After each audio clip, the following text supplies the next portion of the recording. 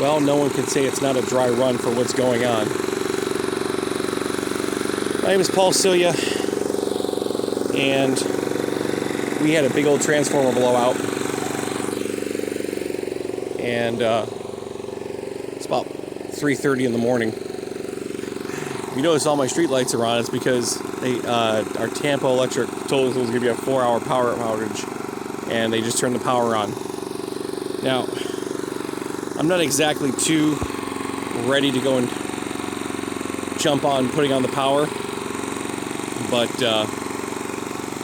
because there could be some surging going on right now from a lot of the power on, power off aspect of things. So I'm going to give it a minute.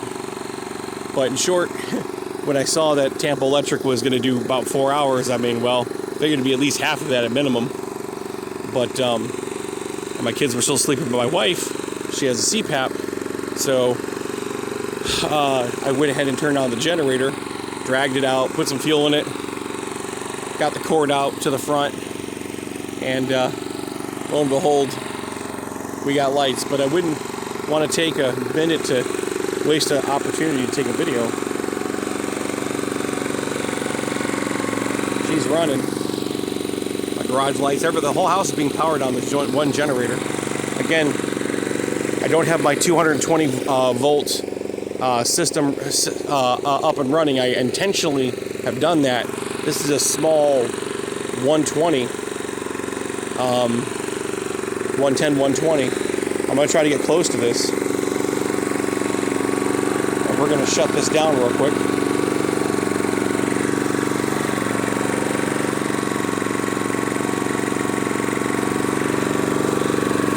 Take note of this adapter right here.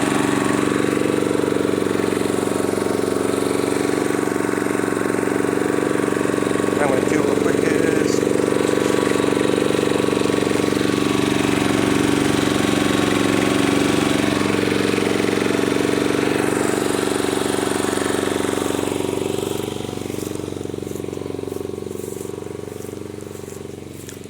go over here to my interlock, get my cords running. I have a bigger cord, but this is my 50-footer for temporary situations. I have a 100-footer I'll go to the backyard. So this is my interlock. What this does is I was able to kill the power to the grid, and by killing the power to the grid, I'm safely putting power back into my house. So what I'm going to do right now, this right here stops. This right here, I'm sorry, a little early in the morning. This is a 30 amp breaker that leads to my outlet. So when this is on, this is off. It's a physical shunt. It's a physical stop to make it work. So what I'm going to do now, because the power is out in the neighborhood, I feel pretty confident it hasn't flickered yet, is we are going to go ahead and turn that off right there. Bring power back on from the house. It was simple as that. So I turned that off, brought the shunt back down, put the power back on. That way the power from here can't feed back into the system and cause a alignment or a house fire. That's this right here. These are a safety requirement if you're doing this. If you don't want to backfeed into a dryer or any other way, because that could, it's a lineman killer, cause fires, etc. So I'm running off of grid power. Again, this is my, you probably saw the glow on here from my previous videos. This is my first surge FS140.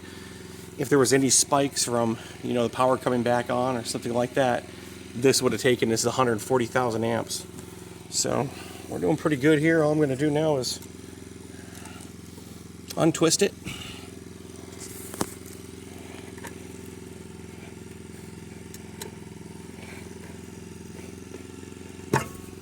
And that's my plug. I shut this up. And we go and turn off my generator. I can stop pissing off my neighbors now.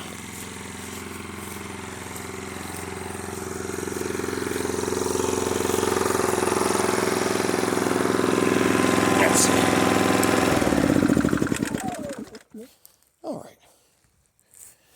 Well, if you're wondering how in the world I got 220 volts working on my house out of a 110 volt generator, I didn't. It's not a magic trick.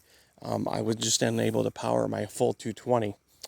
And in short, there's an adapter you can buy right here that takes 110 volts and throws it down both sides into the cord. And that way I was actually powering up both sides of my lines in my house. All you had to do is, before I did all this, is I had to go into my garage and turn off all my 220, and that means that my refrigerator was still running and all the power inside. So I'm able to take advantage of a very small, very efficient refrigerator and accept the fact that I'm not going to be able to run my HVAC or run my hot water heater, etc. But I get really good gas mileage per se. This generator right here, when it's running at 50% capacity, will get 15 hours at 2.4 gallons. This is the Westinghouse igen4200. At 25%, it'd be 18 hours. Anyways, I'm going back to bed, I think. If you have any questions, again, my name is Paul. Thanks for coming and visiting me this morning.